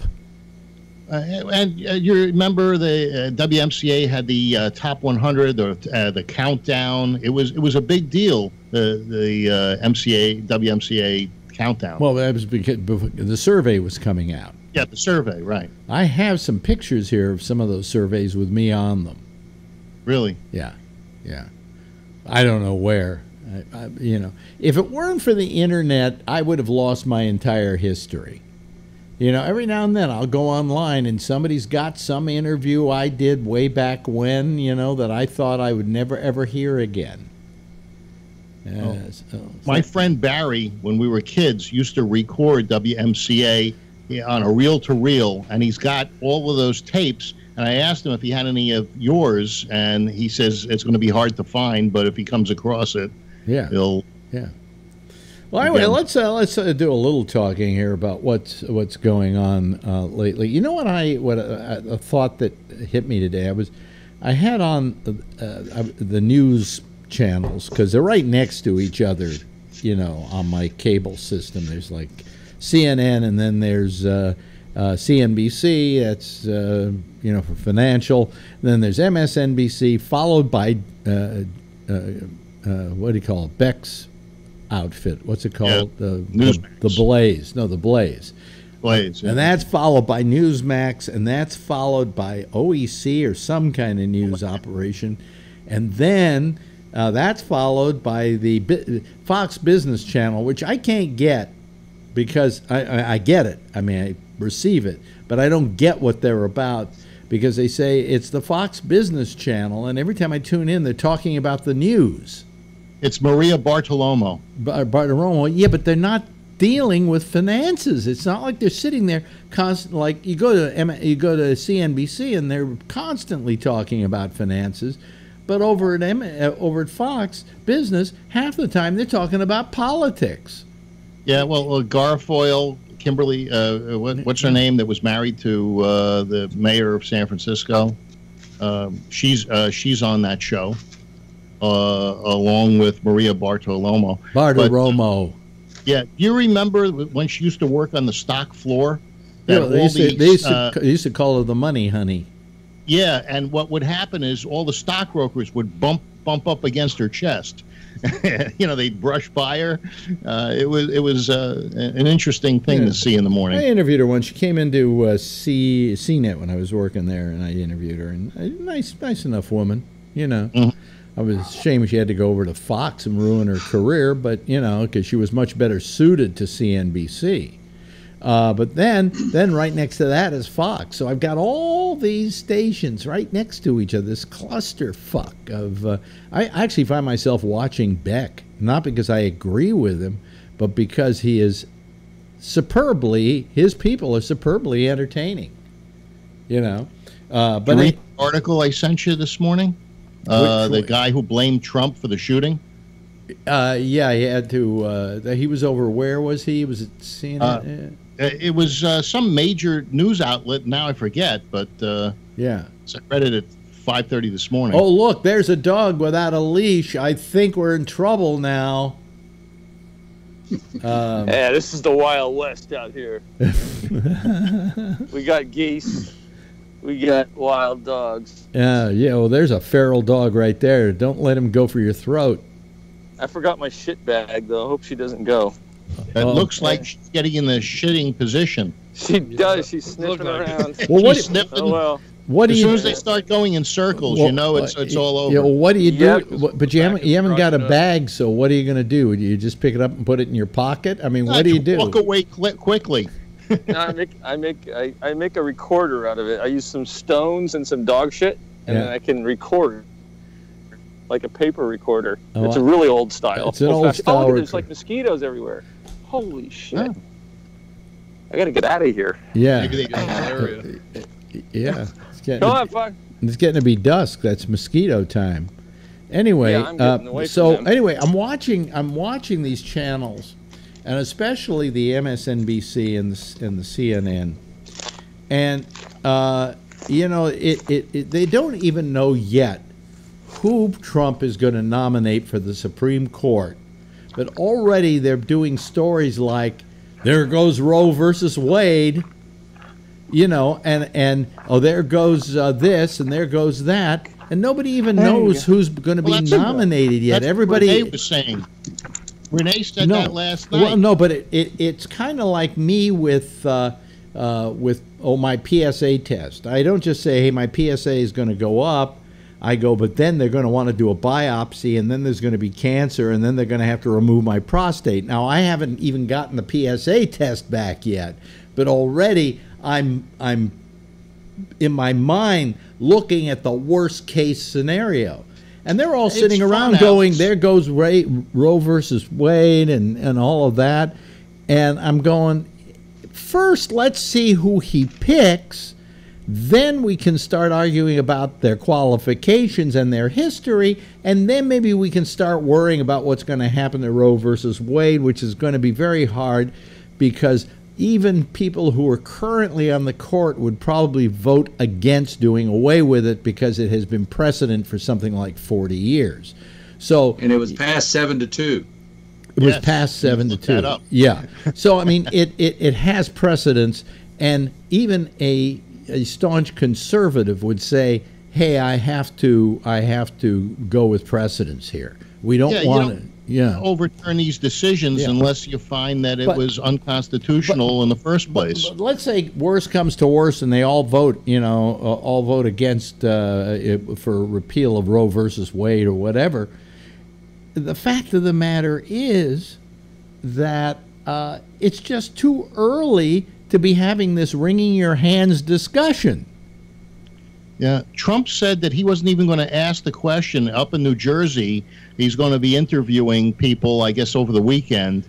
And that's a great place to find the next Supreme Court judge, Jersey. In between rounds of golf, that is. Yeah, in between rounds of golf. But he says that he's not even going to ask the question about Roe versus Wade. Well, he said he's not going to because he's been informed, that would not be wise of him to do. However, when he was running for president, he said, the first thing I'm going to ask any nominee for the Supreme Court is, how do you feel about abortion? He did say that in a speech. Yeah, so I guess that's one of his promises that he's not going to... Well, we don't know whether he'll keep it or not, but yes, Vernon. The story that I haven't heard is, what would happen if Roe versus Wade was overturned? Abortions won't stop. It only means that rich people will only be the people who will be able to get them. Well, part of of what they were saying here was that the president could take the stance that even if the Supreme Court were to go against Roe versus Wade, individual states could mandate abortion.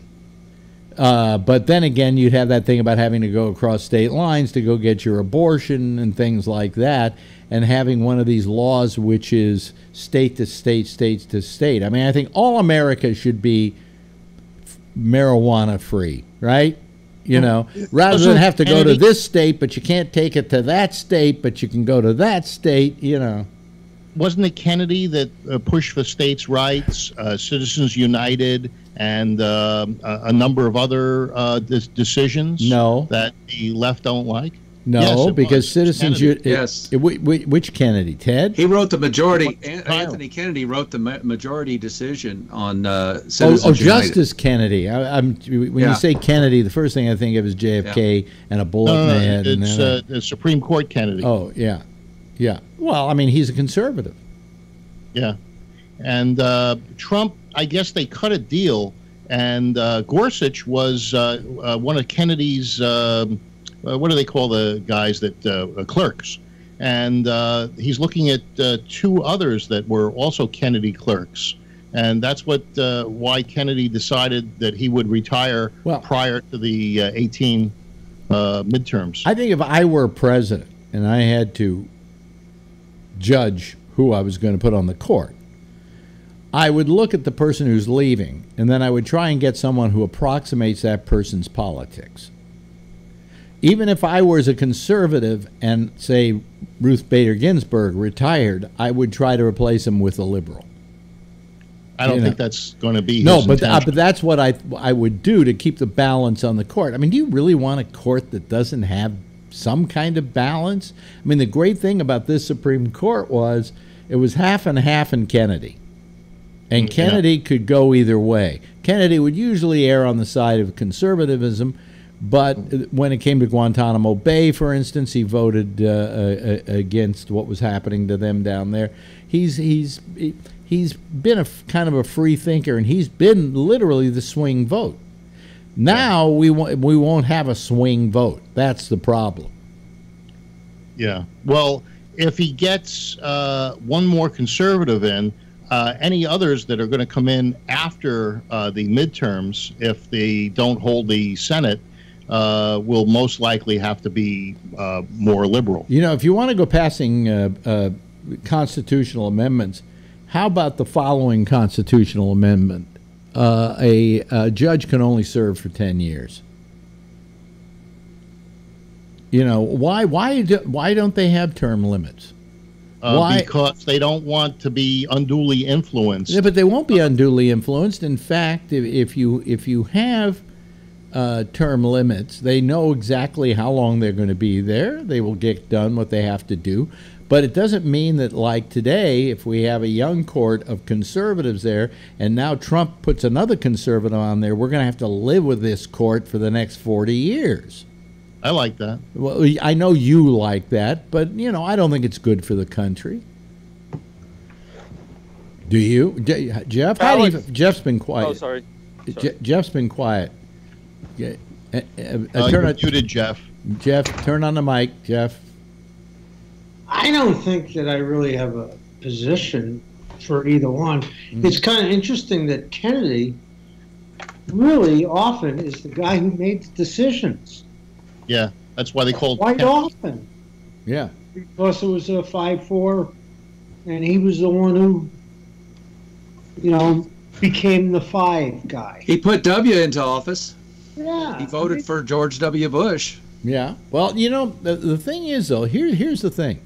Everybody talks about, but we want to have a court that isn't ruled by their politics, and yet he's trying to get conservatives in there. The fact is that these people he's trying to get constitutionalists.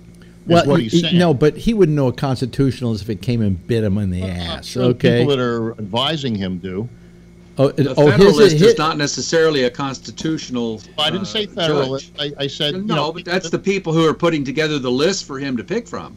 Yeah, but he wants people that will judge from the Constitution, not try to make new law from the bench. Well, what do you think about the Citizens United decision? Was that making new law, or was that ruling that the Constitution? I don't think a corporation is a person. And if I had my way, the next amendment to the Constitution would say just that. Corporations are not people, and money is not speech. Well, what happened was, hold on a second. What happened was back in, maybe it was 1912, some lawyer with a penchant for just changing things up and making the corporations have it better for them went to court and got a decision that corporations were people. That's correct. And that has remained law for the longest time. I disagree, because if a corporation does something bad, you can't put a corporation in jail. And corporations don't die. Yeah, exactly. Exactly. So how you can have them have the same rights as people? I'm well, they sorry. Can't vote. But they can buy it. Jeff. Yeah, I think we should all remember that Roosevelt loaded the court. No, he tried to. Adding the number of judges. He tried to, but they shot him down. He didn't. With 4 terms, he was definitely, most of these guys were going to get outlived. No, I mean, he tried to increase the number of judges on the Supreme Court. He did. Yeah. Oh, he did? Yeah, it used to be just 6. Oh, really? So that would always be a split court then if you... Yeah, I know. Yeah. I mean, I think it was in the 30s or whenever he did this. What I would like to see, no matter who Trump nominates for this position on the Supreme Court, I'd like to see whoever that person is, if they are professional, of course that's the big if, to recuse themselves when it comes down to the Mueller investigation, subpoenaing Trump or indicting Trump, and it goes to the Supreme Court whether or not you can indict a sitting president. That person should recuse themselves. I think anybody who was in fact put into that position by Trump should recuse themselves, and that would include Gorsuch as well. The judiciary is a separate arm of the government. And the whole reason you give them lifetime appointments is so that they don't have to be beholden. Well, if you give them 10 years, they don't have to be beholden to anybody either. Clarence Thomas is beholding because his wife works for all these lobbyists. Let's get real. Mm-hmm. Yeah. Yes. Yes, Chris. Chris, hi. Doesn't Justice Kennedy, not Justice Kennedy, but didn't his son have something to do with Deutsche Bank? And didn't Trump forgive Deutsche Bank like a huge debt when U.S. banks wouldn't finance the Trump projects? Absolutely. So that's also a conflict of interest. Also, it seems curious to me, I don't know why this is, but from 1969 to 1992, only Republican presidents were able to nominate Supreme Court justices, and they got 11 off in a row. Jimmy Carter didn't have the chance, so 11 in a row, and they still couldn't overturn Roe versus Wade. And well, you know what happens is there's something that goes on once somebody becomes a member of the Supreme Court. They do have an independence. Yeah. And that's not because of the amount of time. It's because of the fact that all of a sudden they're in a position where they go, well, you know, I've been given a job here to interpret the Constitution. Maybe I got to be a little better about it. You know, rather than just vote my own brain, I have to go by the Constitution. I have to do right by the country. I have a service here. Good example of that was when Warren, Earl Warren was given made the Chief Justice of the Supreme Court. They figured they were putting in a real conservative, and they were. The only thing was, when he became Supreme Court Justice of the Chief Justice of the Supreme Court, it was very liberal. He suddenly felt a calling to do right by these things, and he became the conservatives hated him. I mean, you know, the John Birch Society was calling him a communist and everything else. And the guy was basically a conservative, but he was somebody who was so conservative that he believed his job was now to interpret the Constitution and to do right by the law. And the so John Birch Society thinks everybody is a communist. Yeah, and Kennedy, pretty much the same. They thought he would just vote conservative on everything. And Kennedy became the swing vote. So you don't know. And our current Chief Justice, what's his name? Roberts has gotten a little feisty at times. He might be the swing guy now. He could be the swing guy. He could start becoming more and more the swing guy. You know, so, but all I'm saying is, would MSNBC and CNN and all these other people, and even the ones who are cheering over at Fox, quit your cheering? Roe versus Wade is gone. We're going to kill Roe versus Wade. Speaking of killing something, it's embarrassing how they're jumping ahead 5 spaces before we know what's happening. You know, so I don't think that Roe versus Wade is definitely gone. I think it's a long way from being gone, and I don't know that the justices that are there would vote it. If somebody came to them with a case trying to get rid of Roe versus Wade, if they either would even take the case or if they would even they would probably go with precedent. Yes, yes. I was talking about this morning. His name was Cox, and he was from Reuters. He was the head, I think, the head editor or something. Yeah. From Reuters. Yeah. A guy who said that the shooting at the Capitol Gazette was due to Trump, and he apologized. He took down his post, but. I'm just wondering, aren't they going to fire him like they did Roseanne? Well, I can go on record now as saying that I do blame Trump for what happened at the Capitol newspaper shooting. You know, I don't think the guy should have apologized. I think that in this atmosphere, Trump has given a sense of permission to certain people. I blame Facebook, and this whole thing started in 2013, I think. 11. Okay. You blame Facebook? I prefer to blame Trump. And I'll blame Trump for a lot of stuff because I think Trump has given a sense of permission to people to do things, and even though He may not have said, go shoot these people. He then says horrible things about the press and how the fake news and all of that. And then all of a sudden, somebody goes in with a shotgun and starts shooting. This guy had a vendetta. I know he had a vendetta, but he also had a sense of permission from the President of the United States. Yeah. Vernon? Trump if you couldn't get a parking space. Vernon, yes, I would. Vernon. Let's back to the judiciary. Did you see today that a federal judge appointed by a Republican president shot down the Kentucky governor's requirement that people receiving Medicaid in Kentucky had to work? The federal judge says that the HHS did not have the authority to grant that waiver. How in the world do you get Medicaid, have to work in order to get Medicaid, if maybe what is wrong with you in the first place is something that... You get it if you're unemployed. If you don't have income and you're on... not just this... If you're on disability, you get it. But if you're... there are a lot of reasons why you get it. I think you can get it. Medicaid, if I'm not mistaken, is the state-based Medicare. I think so, yeah. You know, and it's available to people who fit certain needs. Yeah. Okay. One of those is income, if they're very low income. Yeah. So, I mean, to say that you have to work, they may work, but they may be working so little, they need Medicaid. Right. You know, I mean,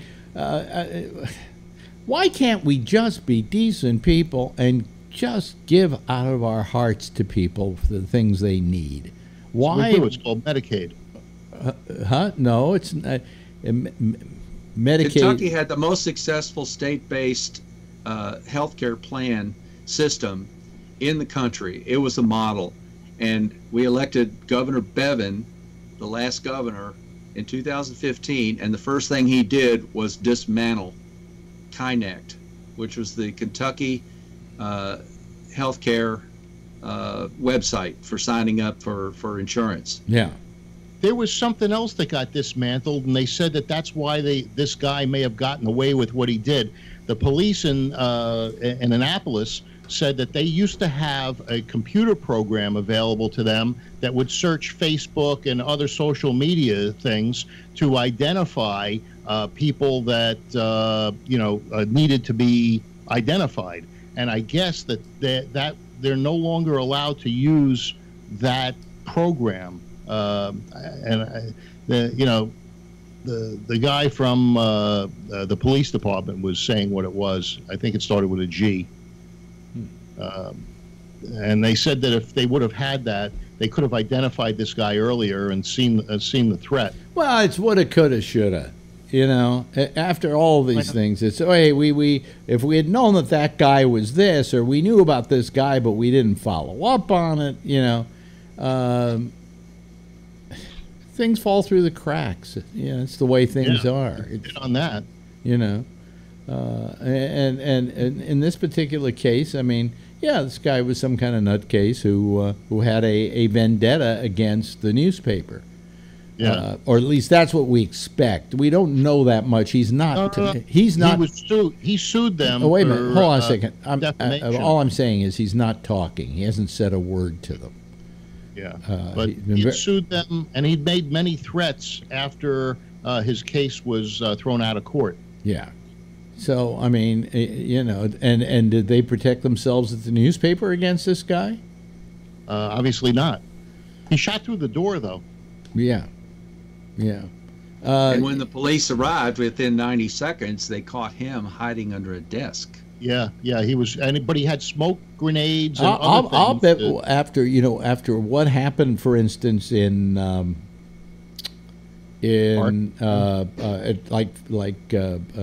who was it? Google.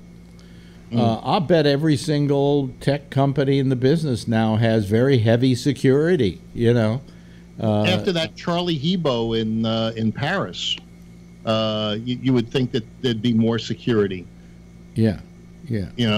Well, I mean, there is, but I mean, it's just like we're getting to the point where it's such a secure world now that we won't be able to go anywhere without having to be frisked or go through metal detectors, and it's Hey, if that's the price you have to pay for safety, this is it's not the world. I don't think no matter what you do, you're going to stop it.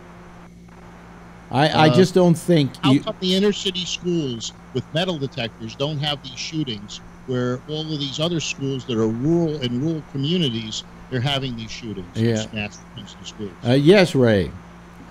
Yeah, I went over to PayPal the other day, and they have all these metal detectors and all kinds of security in the lobby. But if I had had a bomb before I even got through security, I could have killed 50 people right there waiting to get through the security. Yeah. I'm just saying that it causes another issue when there's a lot of people waiting to get through security. Oh, you mean the line, the bottle? Yeah, in the lobby. Yeah. Look at the new technology they got. This facial recognition technology. They're going to use it at the airports, you put your passport. Instead of using your passport, it's going to be facial recognition, and I think they're trying it at a couple of different airports. And okay. So, it's supposed to speed things up. It's funny. I remember when I was going to China, I went to the airport and I had to go through whatever.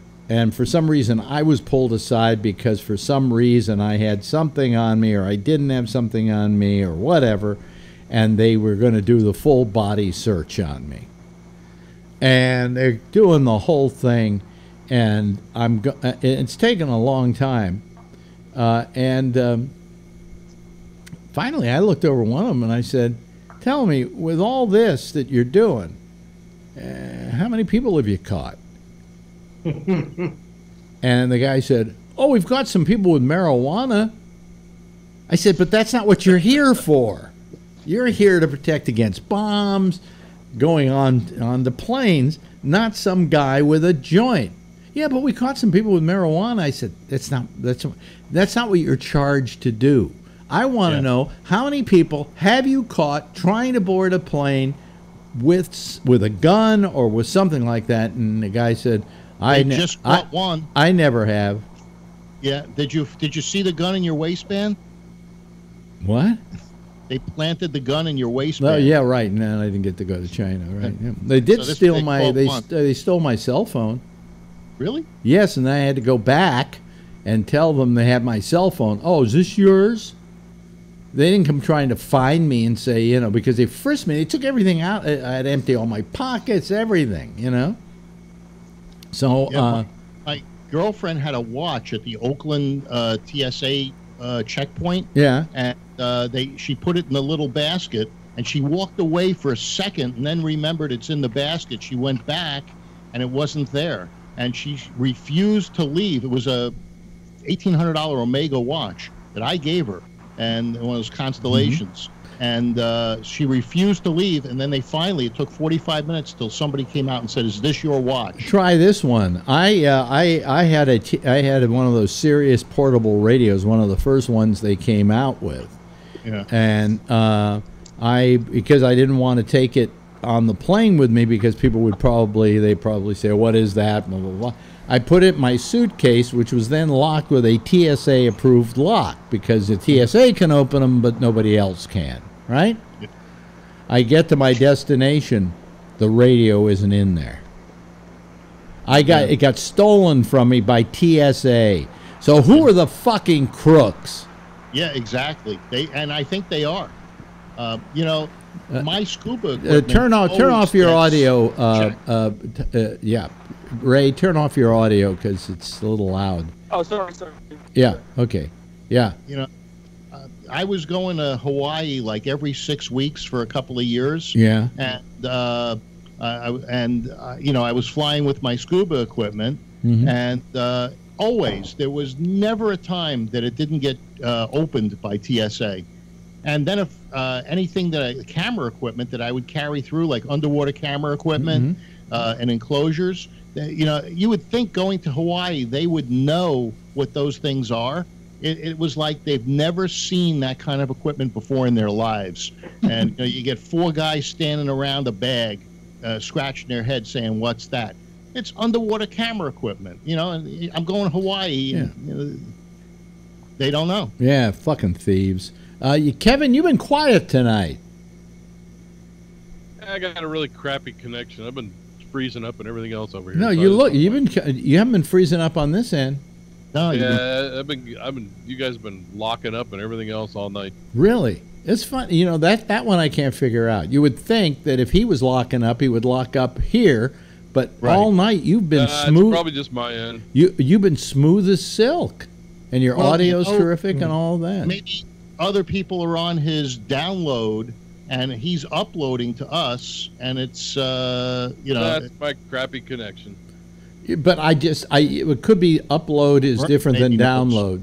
That could very well be. No, every once in a while, I'll get a little thing in the bottom there that says bad network connection. Really? Because you've been perfect all night. Clear as a bell. Smooth. Like a dog. Bad One network. of those nights. You know. Vernon, I think, knows. Yes, Vernon. Well, I know we're getting close to the end, and I just I thought of Phil on Wednesday because I went and saw my chiropractor, and he related to me that that previous Friday he started having some problems. He'd been taking nitroglycerin, and he had started having some problems. Ended up going to the hospital. They put 3 stents in his heart, and he was home by Monday. Wow. So, and he was adjusting me on Wednesday. So, yeah. Oh, Alex, if I drop dead, I won't call in on Thursday. Oh, wait a minute. Your thing isn't until next Monday, right? Wednesday. Thursday is, let's see, the 5th. Is the 5th Thursday or Wednesday? Yeah, 5th is Thursday. Thursday. So if I drop dead and I don't call in on Friday, you'll know why. Are you leaving me anything?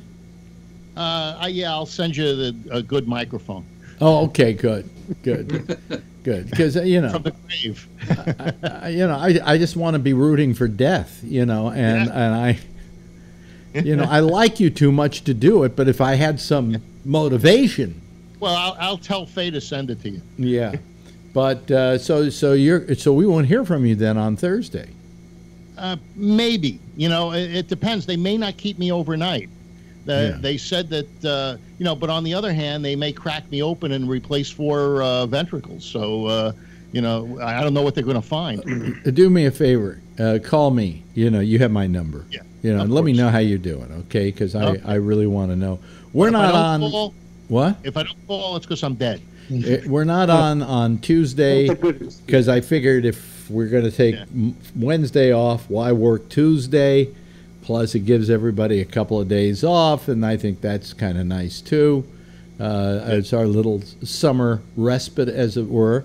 And so, everybody, if you don't hear us until next Thursday, please don't feel bad about it, okay? We're coming back. We're not off the air. Anyway, hey, thank you, Good Phil. luck, Phil. Have a good time. Hey, good luck, Phil. Thanks, Ray. Appreciate you. Wherever you are, he's, I think, in a closet somewhere now. See his thing. He put himself on mute. Yeah. Yeah. Where are you? Where are you? It's all dark. I'm almost home. I'm almost home. You're almost home. Okay. I'm almost home. Well, we'll see you next Thursday. Okay. You too, Kevin. You too, Vernon. Thank you. Thank you, Jeff. Great having you here. And Chris. Always a pleasure to have you there. A great, nice, happy citizen panel. Give them a big wave goodbye, will you, so that they can all see you. Okay, bye-bye. We'll see you next week.